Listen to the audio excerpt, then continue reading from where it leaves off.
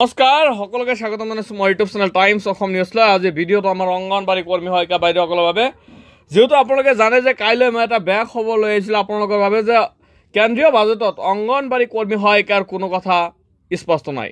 কিন্তু এইবাৰ all India federation of anganwadi worker and helper যি CITU আণ্ডাৰত যিটো ফেডাৰেশ্যন আছে অৰ্থাৎ সংস্থা আছে, সেই সংস্থাই ইতিমধ্যে ইয়াৰ ওপৰত প্ৰশ্ন উত্থাপন কৰিছে আৰু সন্মুখত কৰিবলগীয়া কাম সবিশেষ যেহেতু আপোনালোকৰ দৰকাৰী, যেহেতু আপোনালোকৰ মাননি বৃদ্ধি কৰাব লাগিব আৰু সেই ক্ষেত্ৰতে বহুতো কাম আছে। আপোনালোকৰ কি কি কাম কৰিব লাগিব সন্মুখত, যেহেতু মাজত মাত্ৰ আছে প্ৰায় 20টা দিন, 18 পৰা 20 দিন আছে 18 তাৰিখলৈকে যেহেতু বাজেট, আৰু এইকেইদিন আপোনালোকে যিখিনি কাম কৰিব লাগিব সবিশেষ ইয়াত উল্লেখ কৰা হৈছে, যাতে এই বাজেটখনতে অংগনবাড়ী বা অংগনবাড়ী সহায়িকাৰ কথাখিনি উত্থাপন হয়। তাৰে ওপৰত লক্ষ্য ৰাখি Akhil Bharatiya anganwadi worker and helper फेडरेशनों द्वारा भारत सरकार के द्वारा जारी की गई बजट के संबंध में प्रेस विज्ञप्ति दिनांक 23 जुलाई 2024 ইয়াতে লিখা হৈছে। মই আপোনালোকৰ সুবিধাৰ্থে যেহেতু আমি অসমীয়া মানুহ, অসমীয়াত মই সবিশেষ আপোনালোকৰ কাৰণে ট্ৰান্সলেট লৈ আহিছোঁ আৰু সবিশেষ আপোনালোকে চাব।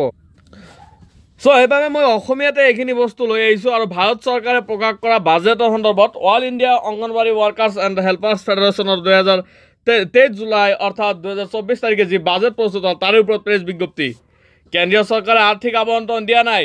2024 চনৰ এই বাজেটখনত ফুটা নাৰী বিৰোধী, অৰ্থাৎ এই বাজেট ফুটা নাৰী বিৰোধী কৈছে আৰু এই সন্দৰ্ভত অংগনবাড়ী বিৰোধী, শ্ৰমিক সহায়ক আৰু শিশু বিৰোধী ঘোষণাৰে ভৰি আছে। এই বিৰোধিতা কৰক যে এই বাজেটখনত শিশুৰ ওপৰত কোনো ধৰণৰ সিদ্ধান্ত গ্ৰহণ কৰা নাই বা ডিপাৰ্টমেণ্টই বাদ থৈ দিছে। হেল্থ এণ্ড যিটো এডুকেশ্যন ডিপাৰ্টমেণ্ট বা চাইল্ড ডেভেলপমেণ্ট ডিপাৰ্টমেণ্ট বা ওমেন যি ফেক্টৰ বুলি কোৱা হয়, ওমেনৰ ওপৰতো কোনো ধৰণৰ এই বাজেটত সিদ্ধান্ত গ্ৰহণ কৰা নাই বা এই বাজেটত আবণ্টন দিয়া নাই ধন। সমগ্ৰ দেশতে প্ৰতিবাদৰ আয়োজন আৰু সমগ্ৰ দেশতে প্ৰতিবাদৰ আয়োজন ইতিমধ্যে আৰম্ভ হৈ পৰিছে। কেন্দ্ৰীয় বাজেটৰ প্ৰতিলিপি জ্বলোৱা আৰু কেন্দ্ৰীয় যি বাজেট আছে সেই বাজেটৰ প্ৰতিলিপি জ্বলোৱা হৈছে। সকলো অংগনবাড়ী কৰ্মী সহায়িকাক আহ্বানো জনাইছে all Indian federation of anganwadi worker and হেল্পাৰ্ছে, যেহেতু আপোনালোকক কৈছে যাতে সমগ্ৰ এই বাজেটখনৰ প্ৰতিলিপি দাহ কৰে আৰু সকলো অংগনবাড়ী কৰ্মী সহায়িকাক আহ্বান জনাইছে all Indian federation of anganwadi worker and হেল্পাৰ্ছে। আজি শ্ৰীমতী নিৰ্মলা সীতাৰামনে দাখিল কৰা 2024-25 বৰ্ষৰ সম্পূৰ্ণ বাজেটত শিশু আৰু মাতৃৰ অপুষ্টিৰ অত্যাৱশ্যকীয় বিষয়সমূহ আৰু অংগনবাড়ী শ্ৰমিক আৰু সহায়িকাসকলৰ বিষয়সমূহ সম্পূৰ্ণৰূপে অৱহেলা কৰাৰ বিৰুদ্ধে তীব্ৰ প্ৰতিবাদ সাব্যস্ত কৰে। অল ইণ্ডিয়া অংগনবাড়ী শ্ৰমিক আৰু সহায়িকা ফেডাৰেশ্যনে যি সময়ত বিশেষকৈ শিশুৰ মাজত পুষ্টিৰ অৱস্থাৰ অৱনতি আৰু বৃদ্ধি পোৱাৰ সুধাৰ চাঞ্চল্যকৰ পৰিসংখ্যা উত্থাপন হৈছে আৰু সেই সময়তে ICDS সক্ষম অংগনবাড়ী আৰু পুষ্টি 2 আঁচনিৰ মাজে বাজেট যোৱা বছৰত বাজেট মৰে সংশোধিতৰ তুলনাত 300 কোটি টকা বৃদ্ধি পাইছে। গঠন কৰা হৈছে যিটো 2023-24 চনত দিয়া 21,521 কোটি টকাৰ পৰা এতিয়া 21,200 কোটি টকালৈ হ্ৰাস পাইছে। আপোনালোকে ঠিকেই শুনিছে। বাজেটত এই কৰ্তনৰ বাবে অংগনবাড়ী শ্ৰমিক আৰু মানে শিশু সহায়কসকলৰ দৰমহা ভাড়া TID 2016 প্ৰদান কৰা পলম হ'ব। পুষ্টি আদিৰ বাবে ধন মাহৰ পিছত মাহ ধৰি দিয়া নহ'ব, কাৰণ আপোনালোকে জানে যে পুষ্টি আদিৰ বাবে ধন মাহৰ পিছত মাহ ধৰি দিয়া নহ'ব। ঠিকে শুনিছে আপোনালোকে। অংগনবাড়ী কোনো সেৱা আপোনালোকে উপলব্ধ নহ'ব, কাৰণ যেহেতু বাজেটত আপোনালোকৰ ডিপাৰ্টমেণ্টৰ ওপৰত কোনো ধৰণৰ ধনেই দিয়া হোৱা নাই, কাৰণ কেন্দ্ৰীয় পুঁজি মুকলি কৰাই নহ'ব। বিত্তমন্ত্ৰী মহিলা বাজেটক লৈ ডাঙৰ ঘোষণা কৰাত এটা নিষ্ঠুৰ ধেমালি, কিন্তু মহিলা আৰু শিশু উন্নয়ন মন্ত্ৰালয়ৰ বাজেট আবণ্টন বৃদ্ধি হোৱা নাই। এই বাজেটত অধিকাংশ শ্ৰমিকৰ বাবে মুদ্ৰাস্ফীতি, নিবনুৱা সমস্যা, ন্যূনতম মজুৰি, অনুপলব্ধতা আৰু সামাজিক সুৰক্ষাৰ মৌলিক বিষয়সমূহৰ ওপৰত গুৰুত্ব দিয়া হোৱা নাই। এই বাজেটত একেখিনি কৰ্পৰেট সমৰ্থক নীতিৰ পুনৰাবৃত্তি কৰা হৈছে। বিত্তমন্ত্ৰী দাখিল কৰা NDA 3 চৰকাৰৰ প্ৰথমখন পূৰ্ণ বাজেটখনে দেখুৱাইছে যে BJP আৰু NDA অৰ্থাৎ BJP যি মিত্ৰ দলে ইয়াক কৰ্পৰেট মালিকক সেৱা আগবঢ়োৱাৰ হেঁপাহত জনসাধাৰণৰ নিৰ্বাচনত শিক্ষা ল'বলৈ অনুচ্ছিক। আৰু এয়াই all Indian anganwadi federation of worker helpers ইউনিয়নসমূহে সমগ্ৰ দেশতে প্ৰতিবাদ সাব্যস্ত কৰিব, কেন্দ্ৰীয় বাজেটৰ প্ৰতিলিপি দাহ কৰিব।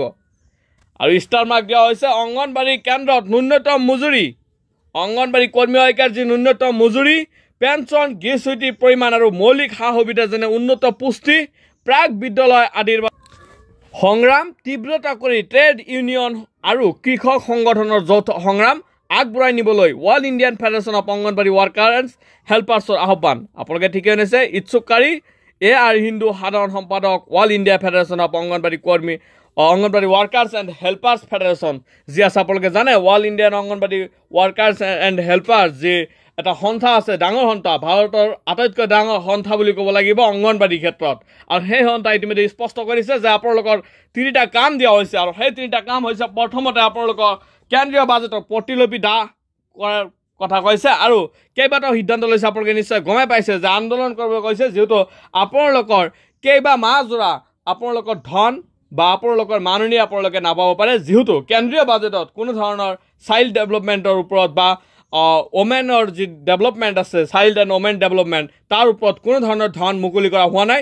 এই ক্ষেত্ৰত আপোনালোকৰ সমস্যাত পৰিব পাৰে, কিন্তু মাননি বৃদ্ধি সন্দৰ্ভৰ কথাটোও ইয়াত সন্নিৱিষ্ট নাই। চ' আপোনালোকে আন্দোলন নকৰাকৈ আপোনালোকৰ কোনো কাম নহয়, এই কথা কৈছে। আৰু প্ৰতিলিপি দাহ কৰাৰ কথাও ইতিমধ্যে স্পষ্টকৈ কৈ দিছে all Indian federation of anganwadi workers and helper federation যি আছে বা সন্থা যি আছে, তাৰ পৰা এইখিনি মুকলি কৰি কৈ দিয়া হৈছে। আৰু মই আপোনালোকৰ সুবিধাৰ্থে এইখিনি মই দেখাই দিলোঁ।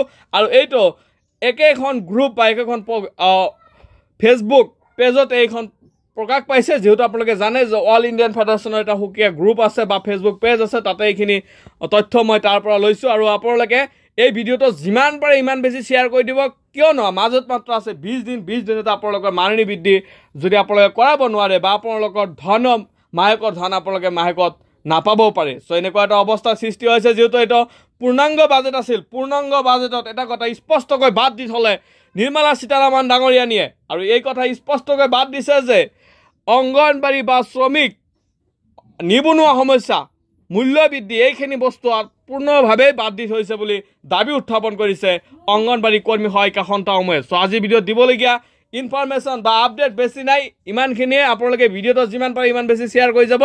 আজিলৈ ইমানে। Thank you. জয় অসম।